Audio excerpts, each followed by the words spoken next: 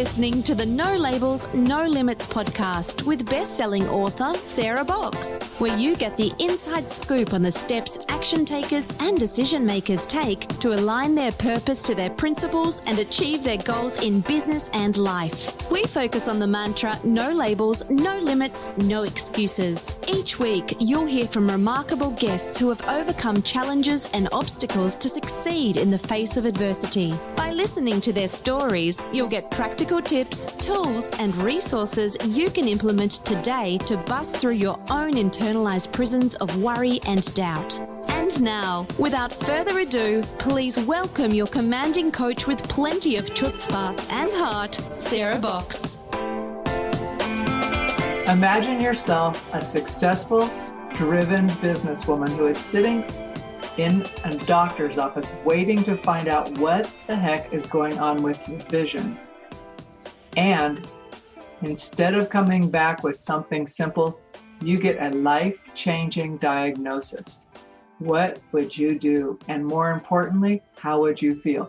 Stay tuned, because that's just one of the things we're going to learn in today's episode of the No Labels, No Limits podcast, a podcast all about helping action takers and decision makers like you align their purpose to their principles and achieve their goals in business and life while remaining heart-centered. Hi, I'm Sarah from Sarah Box Coaching and Consulting, where I help nonprofit executives and other people who have big dreams, who are also overextended at work and home, to regain time, reduce stress, and work strategically so they can live a life they love at work and at home. And our guest today is going to be able to share quite a bit about that with us all. It is my honor to introduce you to our podcast guest, Chrissy Symeonakis, hailing from the land of down under. And I have to say, Chrissy, Americans have a fondness for Australians. Chrissy is no stranger to the States, though, having lived and worked in Massachusetts, and New Hampshire is her second home. Chrissy is a writer, creative, author, and teacher, among many other things. And she's also the founder and managing director of Creative Little Soul. But get this, she founded that organization in 2013 on the heels of her medical diagnosis, which I'm going to have her talk to you about. She describes herself as very relatable, very driven, very motivated. And in our pre-chat, I learned she's extremely organized. So I know I'm going to have a fondness for our conversation. But despite what happens, she always looks for ways to keep going. We call that persistence. And she has proved to herself and her clients over the past 7 years that she can make it happen. She has a quote that I just really resonated with, because she says she believes that everyone is creative, that they can do anything they put their mind to, and even small things and practices and changes can lead to the big things, just one step after the other. So in this episode, you're going to hear how Chrissy balances business and a chronic illness, how she lives and practices her brand mantras and what mantras are for a brand, and what it's been like for her during this year of the pandemic, with family living on 2 different continents. We'll learn what motivates her on those days when her conditions flare up, how she works with an international team and kept them all employed throughout the pandemic, and what tips she has for keeping us focused on our goals, no matter what or how steep the climb may look. So now let's welcome our guest, Chrissy Symeonakis. Hi, Chrissy. I'd love to start off with a question we ask all of our guests. And I'm curious, Sure. Chrissy, is there one non-negotiable ritual or habit you do every day to keep you headed towards your big vision? Yeah, absolutely. So for me, it starts first thing in the morning. So when I jump into the shower, I'm really big on aromatherapy, and I like to use different oils that will start to spark my creativity. So ones for me are lemongrass is really zesty and there's a lot of pep there. peppermint as well. Like it's as good as taking, 4 or 5 coffees. And then I also start to journal. So I do my morning pages, have a coffee, and then I can start the day. How long does all that take you? Probably like 30 minutes, not long. Oh, you're very efficient. I'm very regimented. Okay, fair enough. So tell us a little bit about your journey. So 8 years ago, you did not have a diagnosis that changed your life. So tell us what the diagnosis was and then what you were doing right before you got that diagnosis. What was your life like? Yeah, so I had just turned 30. So, I was in my prime. I felt like, everything was really starting to happen. I was working in, probably one of my dream jobs, I thought, as the, director of marketing and events for a big hospitality hotel group. And I was just living my best life. And then, I was working a lot of hours, as you do when you're in a successful new position. And I was just starting to get tired and felt run down. But the hours I kept, because it was in the entertainment industry, were late nights. And, you'd be back the next morning. And yeah, there were just a few things looking back now that were very clearly warning signs. But let me ask, when you say, you'd work at night and come back the next morning, what was a typical work week like for you in terms of hours? Although I know hospitality goes up and down. But yeah, so probably like a minimum 70 to 80. And, I would work from 8 in the morning to maybe 3 in the morning, go home, maybe have 4 or 5 hours sleep, be back again. And it was that rinse repeat kind of schedule. So nowhere near enough sleep. But that's, coffee, Red Bull, you just did it because that's what you had to do. Got it. And and you're young, it's what you do. So tell us about the morning when kind of your whole life flipped. What happened? Yeah, so a few days prior, I had some really terrible headaches, and I was just told they were probably just migraines and, just, take it easy. And then the morning I woke up and had a shower, getting ready to go to work. And coming out of the bathroom, I noticed my vision in my right eye was like one of those nor'easters, those snowstorms, and it was just complete whiteout. And I was like, nah, something's wrong. So I went to the hospital and, they checked to see if I'd had a stroke, if I had had an embolism, something happened. And then I went and the ophthalmologist took a look in my eyes and very nonchalantly says, oh, you have MS. I'm like, what do you mean I have MS? Like, you're looking at my eyes. How do you know this? And sure enough, she was correct. So, after having more scans, a lumbar puncture, and then the MRIs which showed up, I certainly received a diagnosis of relapsing remitting multiple sclerosis. And that's kind of when everything changed. So give us the layman's version of what does that mean? People, for the most part, are familiar with the name, but maybe not the disease and what it's like to live with the chronic illness of it. Sure. So it's a neurological condition and a disease. It's essentially your own body. Your immune system is attacking itself. So it doesn't realize that there's, a cell or something off. And depending on how the MS appears in your body, it can attack your brain, it can attack your spinal cord, and then depending on where it places these plaques or these lesions, that can then have effects with speech, vision, mobility, walking, talking. But it's a very different for everybody. Like I have some great people that I've connected with who have MS, and whilst we do have similarities, it's not the exact same, nor does it present the same in people. So you cannot easily make a generalization. Not at all. And it's an invisible illness, right? So I don't see in my right eye at all, but I don't wear an eye patch or anything. My eye still looks fine, but there'll be days where I can't walk properly or I can't speak properly. But on the exterior, if you didn't know me or you hadn't seen me for some time, well, I just look the same. First of all, it would be a devastating diagnosis, especially when you thought you maybe had a migraine, right? Or some issue with your eye. And then to find out you actually have a serious chronic condition. What were the first changes you had to make to your personal life, to support your health and well-being?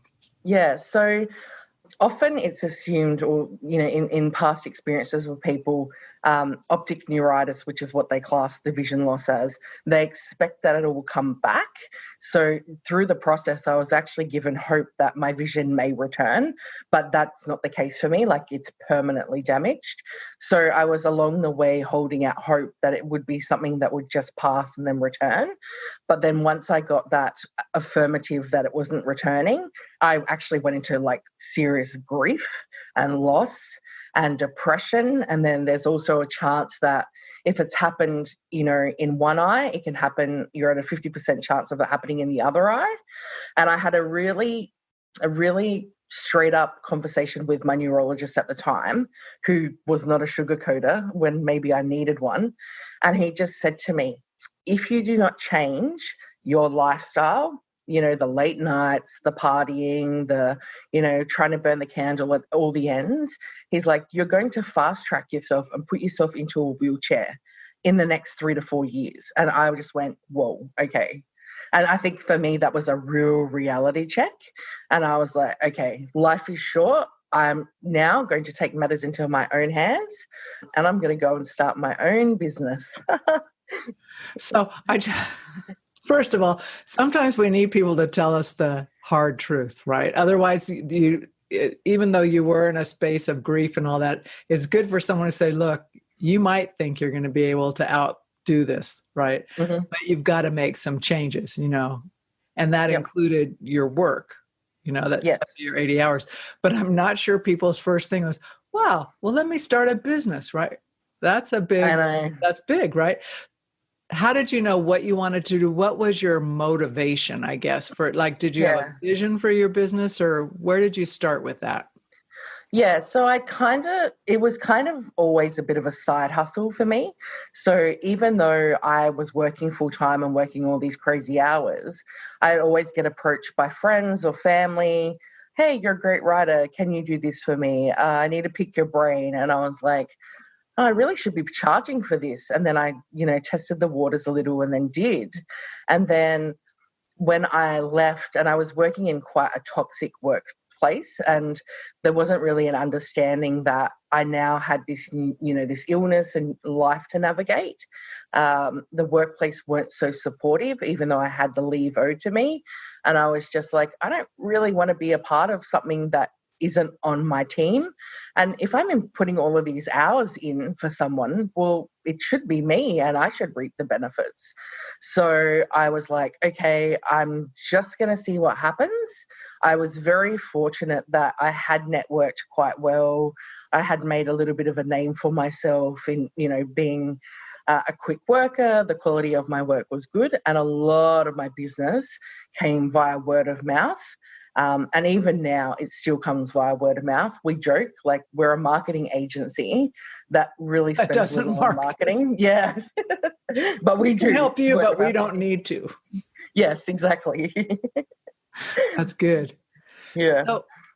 So, okay, so you make this decision, but did you start out with a team? Because you noted that you really came from pretty humble beginnings, right? So I'm guessing you didn't say, I've got a bankroll here to start this huge international firm, right? I had zero money. So I basically had 2 weeks of a wage, very little savings, and I just went for it. And I think sometimes that's the best way, right? Because you have no option to fail, because you have to make it work so you can live, so you can eat. And I did have a great support network, but it was, a one-woman show. And then I had a few of the girls that used to work for me at my old job come and help me on weekends just to get me going and give them a little bit of extra money.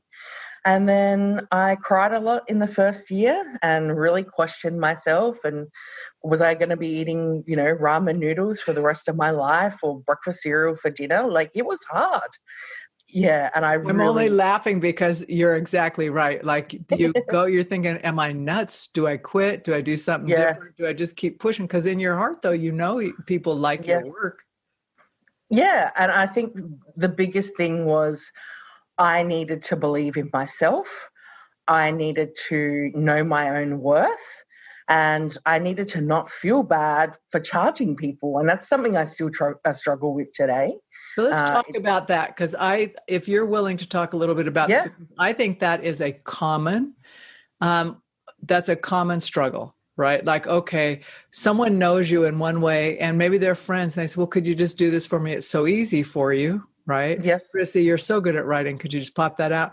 And there's that tension, just like, but that's my business. How did you get over that hump or that discomfort? Did you have help doing that? Or did you just go, I'm going to pretend it doesn't bug me? What'd you do? It did bug me, and it does still today. I think the better my friends and family were, they actually saw my value. So therefore they weren't the ones that were asking me to work for free. I do a bit of stuff with my dad and my brother and their businesses. And I think if I can do it and it is only a quick little second thing, I won't charge them. But if it involves my team members or my staff, then they have to pay. I have a rate that's a reduced friends and family rate, so I can still look after people.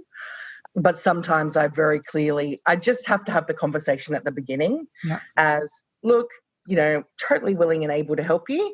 However, it's going to take this amount of my time. We just set very clear parameters. So then we're not jeopardizing a friendship or a relationship or what have you. And when it's in black and white, I think then people go, oh, I totally wasn't even expecting you to do it for nothing. It just clears everything up. Really, I think it's one of those things that we forget. Well, it's us, when you send people stuff, and I've done that before on projects. It's like, here's my proposal. That's perfect. Thanks. Could you just send us an invoice? We'll prepay. And I'm thinking, okay. But I think it's in our own head. It is. It's sometimes we can be our own worst enemies. Yeah, for sure. So you had your friends come and start with you. Now, that's huge. You've gone from zero money and starting up on a shoestring to now having clients around the world. I do. Staff that work not with you physically, right, in different places. How did you grow your team? I think it got to a point where I was like, okay, I can no longer do all of this by myself anymore. So it came gradually. When you start a business and it's your baby, it's really hard to delegate. And that was something that I was challenged with. And even today, there are certain parts and facets of our business that I still like to oversee or still have my fingers in the pie. But it just came with, okay, I'm getting overwhelmed now. I need to bring somebody else in. Or I don't want to work 7 days a week because this is not why I went into business. It was to kind of avoid that. Or, sometimes, again, my health would be the catalyst and that warning sign. And I was starting to get into a pattern of work, burnout. But this time my body's not so forgiving. So, this time I might start to have problems with my speech because MS's biggest public enemy, number one, if you will, is actually stress. So they don't coexist well. So I had all these little warning signs going, girl, what are you doing? Like, do you want that wheelchair? Do you want to fast track? So I think that very much was, okay, you need to get more people now.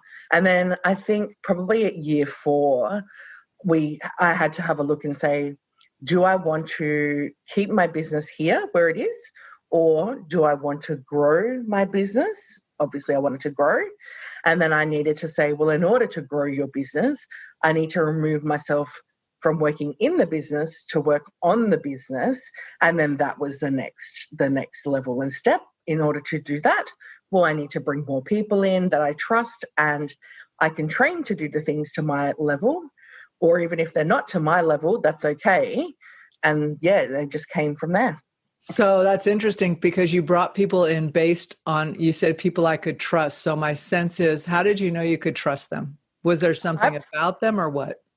Yeah, I feel like it's a feeling. Like I feel like I'm very gut driven, sometimes good and bad. Like I'm quite impulsive as well. And I'll be like, nope, this is like my, the truth. I need to do this. Authentic self, probably not always the best thing to do, but I feel like my intuition is telling me to do this. And 9 times out of 10, it does usually pay off. But I also felt that the person and the personality, if they were right, I could teach them the skills, and therefore I could set my standards and impart our way of doing things with them. And then we could maintain that level of consistency. It lets you build a culture that aligns with your own values, right? And what you're trying to accomplish. Yeah. Absolutely. That's a big realization to say, I no longer should be working in the business but I need to be working on the business. Was that another kind of turning point for you in your own mental growth? Yeah, it was. And I had to take a business loan to be able to do that. So I had to instill, and it's really hard as a small business to find a traditional lender to lend you money, because particularly in a creative space, they see you as, flaky creatives, where in fact it's just a matter of, well, no, we do have the stability, we do have the growth, but just in their eyes, we weren't traditional and it was a new space. So I was very fortunate that here in Australia, there are lenders who particularly work with small businesses and with creative industry. And I've now, in the past 5 years, I've now, paid off 3 loans, and then I take another one. Anytime I need that little bit of breathing room, and we're not talking big amounts of money here. We're talking like $5,000 to $10,000. You're talking kind of like bridge money, right? To get from one place to the next. Yeah. Yeah. And it's just the wriggle room. Like if all of my clients were to pay all of their invoices on the same day at the same time, well, it would be fine. But it doesn't happen like that. But so this little pocket of loan is just so that then I can go and have meetings for 4 days somewhere else in Australia, or, jump on back-to-back Zoom calls over to the UK and the US. It just gives me the opportunity to put more staff in to fill the void where I can't be. Yep. That's extremely cool. So, you've done some award-winning work, right? I would say one of the awards is hanging in there long enough so you could experience your own success, right? Especially around that 3-year mark, a lot of people give up. Yeah. So we do a lot of work for the creative industry, so a lot of musicians and artists. We also do a lot of work, and I would say we'd have a very strong foothold in the hospitality industry, so restaurants, bars, hotels, nightclubs, and that's where we've really succeeded as an agency. And all of our clients always win awards, like they clean sweep any best restaurants, best accommodation, the lot. We always clean up, and we're pretty well known for that. So everyone will often say to me, hey, have you started working with so-and-so? And I was like, why do you think that? And they're like, oh, we just know got best stuff. We're like, it's got your name all over it. Like the level went from here to the top very quickly. And I said, oh, okay, yes, we have. Thank you. So, yeah. What great validation that people can recognize your work by the results you're getting. Right? My brother, my youngest brother, he can tell straight away from when we start looking after someone's Instagram. He goes, the bar is lifted. Yeah, it's you. And it's different language and imagery for everyone. It's not cookie cutter, but I think just because we set such a high benchmark, people can very quickly know, okay, yeah, it's Creative Little Soul. Tired of feeling stuck and ending with the same result? Want to know how Sarah can help you with one-on-one or organizational coaching? Then book your free discovery call at sarahbox.com/contact. Now, back to the show. So when you're working with someone or someone's thinking about asking you, coming on board with you, what are the misconceptions about the power of a platform when done well? Or and I guess the flip of that would be, what are some of the common objections you hear people say about, well, I don't know if it's worth X, Y, and Z to work with Creative Little Soul? Yeah, so I think for us, whenever somebody approaches us, we actually vet them as much as they vet us. So it's a two-way negotiation and a relationship and a partnership. So you don't just get to work with us. We have to see, who you are, do you pay your bills? Do you have a good reputation online? So we vet all of that. It's pretty stringent criteria. We really, and I know one of my whys is, in order for us to work together, we have to have a genuine connection. So I really need to be invested in what it is that you're doing in order for me to then be able to represent and help you. So I think that's a big box that needs to be ticked. I also think that we may not, and we aren't often the right fit for everybody. Like, we're pretty, big, brash, bold, colourful. We take people outside of their comfort zones, but we're there to make the money. We're there to make them, achieve those results and get those returns. And, if you're happy just being average, well, that's okay. Like, we don't need everyone, and not everybody always wants to succeed to a high level, and that's okay. But if you want to step it up a notch, well, then let me take you there. But we do it our way. And that's going to get maybe a little bit uncomfortable sometimes, but you need to trust the process.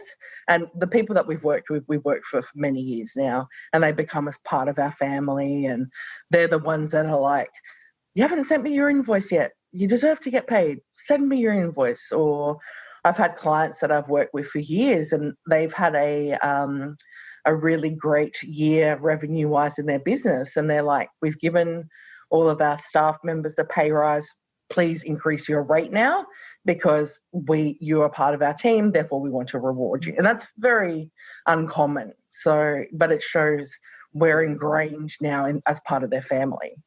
Well, and it also shows you're delivering high value, right? It's not just an obligation to pay you. It's that it's important to them that you feel that you're part of the family. Yeah, absolutely. And we do. How big is your team now? So we have 14, and they are absolutely amazing. It's very much a great, tight-knit community. Everyone says good morning. Everyone has the buddy system. So whenever anyone starts to come to work for us, they're buddied up with somebody in that skill set and department. On a Friday afternoon, everyone jumps on, depending on time differences, and it's have a great weekend. What are you up to? What are you doing?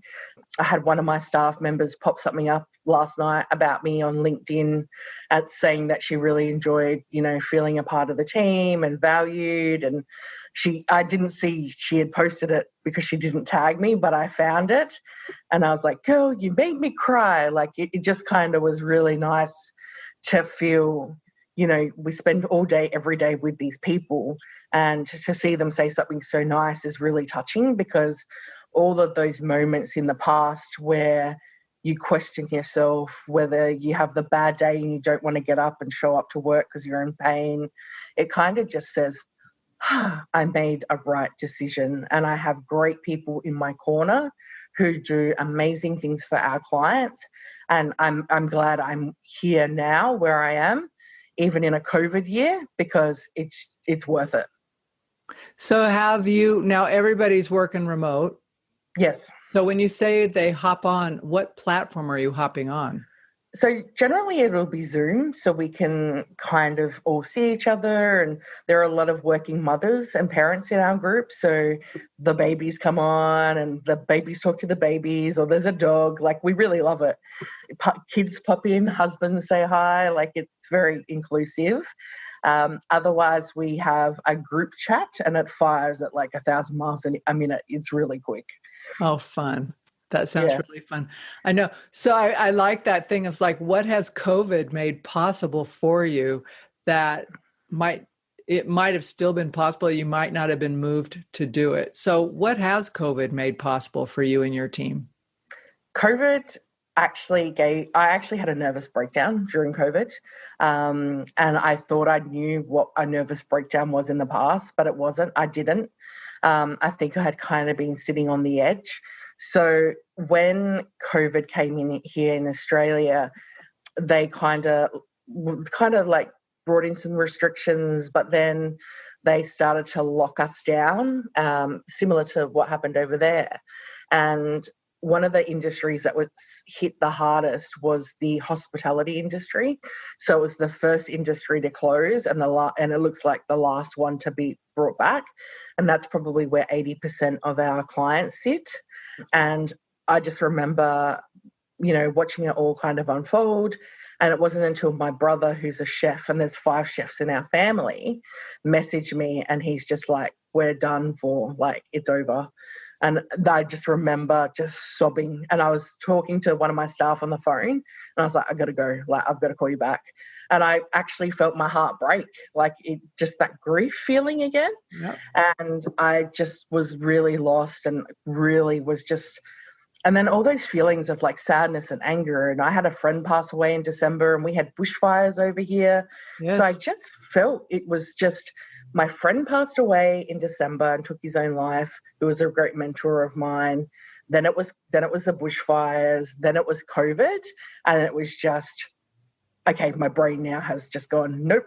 And I've just put myself into this cotton wool ball. And I had to call my GP and my doctor and just say to her, I really need help. And my big thing was, I'm so used to being busy, and busy is my coping mechanism of not dealing with things. And I would just work. So yeah. And then to be forced into, from going 100 miles an hour to now not knowing what's going to happen, and not being able to be in control of what's going to happen, my brain just started sending me these really funny messages of, if you stop, you'll die. Like, I didn't even know how to sit on the couch and read a book and do nothing, because it was my brain protecting itself for then having to deal with all of these feelings and all of this loss and grief and tragedy and whatever. So my doctor was fantastic, and she got me in to speak to like a mental health team straight away. They adjusted medications that I was on because they thought there maybe was a little bit of an overlap or things needed to be changed. And I just started speaking to someone and getting the help that I needed. And that was huge for me. And it was probably something I should have done years ago, because I never spoke to anyone about my MS and the grief of going through the vision loss and all of these things. And it actually made me go, okay, maybe COVID, yes, it's terrible and it's a horrible thing and it's affected so many people's lives. But like when I had my MS diagnosis those years ago, well, now this was another time to change. And well, I'm responsible for then putting in place things that are going to serve me better. And yeah, it was a really big wake-up call for me, but a good wake-up call for me, because it meant I broke up with a few clients who wanted all of my time but didn't want to pay me the money. I started to put my health first again and get back into better habits. And it's also, we started 3 new businesses during COVID. So how are they aligned with your marketing and communications work? Kind or are of. they different? A little. So one of them was, it was Easter, kind of when everyone went into lockdown. So I have 2 nieces who are under 4. And at Christmas, I wrote them letters as though I was Santa. And because I have a full design team and creatives, it was like the best thing ever. And I said, hey, the world's a pretty weird place right now for children. Wouldn't it be cool if we could write letters from the Easter Bunny or the Tooth Fairy? So we birthed this company called Letters From, and it was parents being able to tell us a little bit about their child. We threw in some colouring sheets, and on Easter morning, there were these things, and we did a lot of them for free. Like, it wasn't even really to make money. It was just to, that childlike wonder is where creativity comes from. And we wanted to keep that happening for kids, for parents who were stressed out particularly. We did quite a few for parents with special needs children, and we did it as a pro bono, and it just felt really good. And then it also distracted my team and myself as well to, hey, let's get back into the creative brain. Let's do something that's fun. So we're working on the Christmas ones at the moment, which will be cool. And then another one was because I use so much aromatherapy in my life, I have a very talented cousin who's an aromatherapist. So she and I created a blend which fall onto my 3 pillars of the brand. So there's a create, an inspire, and a motivate blend, which we created together. And I use them in my home every day. But we wanted to then have these to sell and gift. So I gift them to all my clients, or I gift them to people when I meet them randomly, like, oh, we have a connection. Here, take my Inspire, or use it every day. And then the other one was developing a email marketing solution, which combined the email marketing and the automation, but with our services, which we call Creative Little Solutions. So Creative Little Solutions, Creative Little Sense, and Letters From are our 3 new ones. Right under the Creative Little Soul. Because I wasn't busy enough, right? Right. I think it's interesting, Chrissy, you talk about like just the buildup of one continual loss after another on top of the loss that you'd had 7 years before. Yeah. That was still underlying all of it, right? And that would have been terrifying to feel yourself, like going just off, right? Just terrifying. That's kind of where we are. It's like, who knows what's next? And when you talk about the brush fires, for the folks in the States, if you remember, we saw all the video from that coming over from Australia. And what you call brush fires, we call full out forest fires. And more than 1 million acres is burning right now in California. I mean, it's huge. Yeah.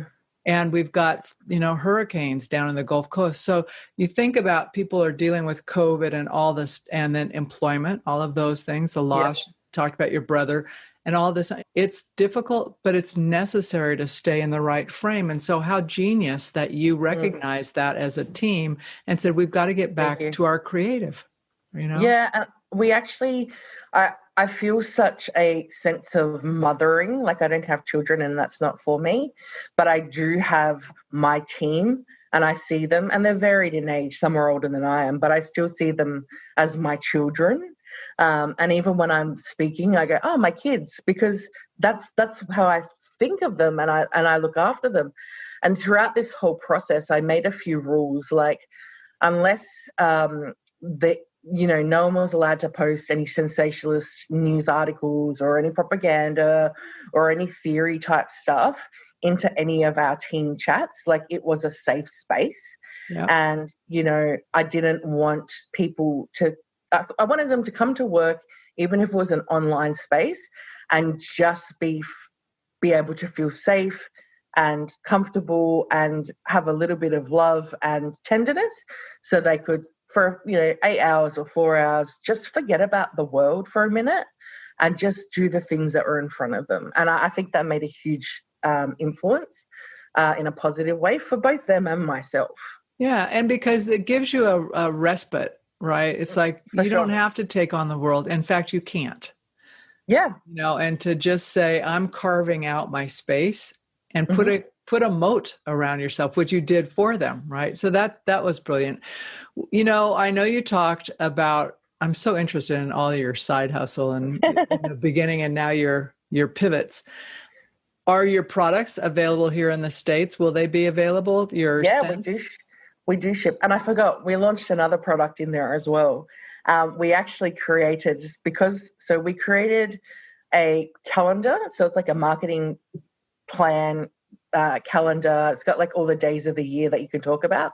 So we have a US version. So it's like post about, Labor Day or Columbus Day, or maybe not that one anymore. But Halloween, Thanksgiving, and we pop in these cute little notes like, don't wear white after Labor Day, or it's the 4th.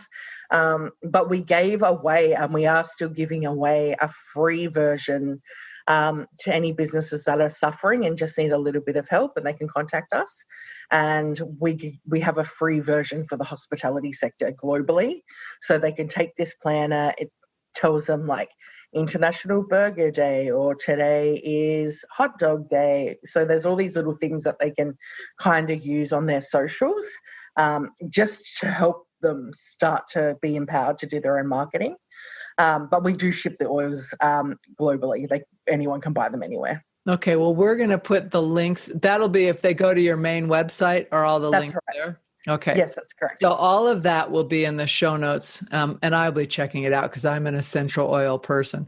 I'm not as knowledgeable as you. Yeah, I'm not as knowledgeable, but I know what works for me, Yep. And I know that's like, I'm going, yeah, that's great. So I'm going to send you some. You're going to love them. They're great. I package them all up. Oh, cool. I actually, so I write the packages by hand, and then I pop them in, and then I also, this sounds so funny, but like when I'm sending it, I'm like, okay, I hope, like I send it with a little bit of love and intention. I'm like, I hope you enjoy them. Like, and then they go on their way. Like, oh my God, we do the similar things.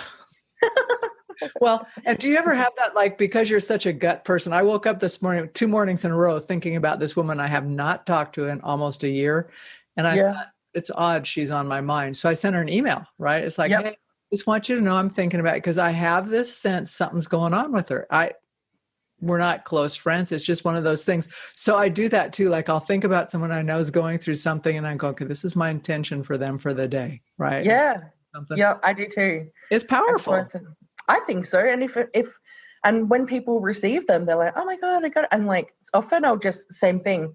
I was always taught if somebody crosses your mind, you should definitely reach out to them.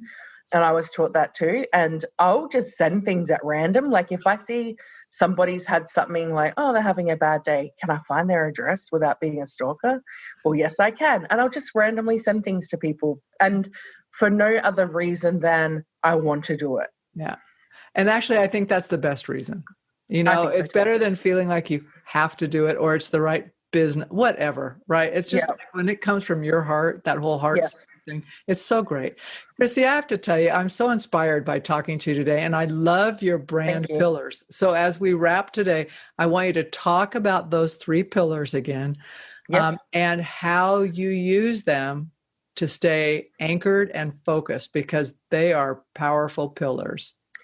They are, and I think they were the ones that came to me at the very beginning, and everything we do now has to fit them. So even when we have a team meeting every day, we're like, create. So we are very creative beings, whether we believe it or not. And we have, I think, the power to create the lives we'd love to live. So it can be something as, just start small, and then it, becomes a routine or a challenge for you. So create is a big one. Inspire, and that's inspiring others, but also inspiring yourself, and do it for no other reason than you want to and not expect to get anything back in return. Because if you do it for that intention, things will come to you.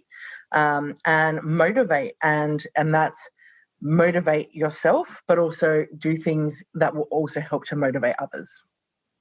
I think those are great takeaways for all of us today. So, Chrissy, with that, I don't think there's anything else I would ask you right now. I have a lot more I would ask you, but nothing more right now. So I just really seriously want to thank you for your time. It's morning over there for you. It's the end of my day over here. And it's just a privilege to talk to you, for your spirit. Thank you for having me. What you're doing in the world. It's an absolute pleasure to have spent time with you. Yes, thank you so much. And when I'm on your coast, I will be looking you up. Please do. Please do. We'll make it. Once you're able to travel, that means the restrictions that other places have been lifted too. So absolutely make it happen. Yeah, for sure. All the best. You've been listening to the No Labels, No Limits podcast with best-selling author, change agent, and strategic vision coach, Sarah Box. You can grab the show notes and find out how to work with Sarah at sarahbox.com/No Labels, No Limits podcast. We'd love this podcast to reach as many people as possible. So please remember to rate, leave a 5-star review, and share the podcast with someone you think would get value from this conversation. Until next time, keep taking those daily action steps to align your purpose to your principles and achieve your goals in business and life.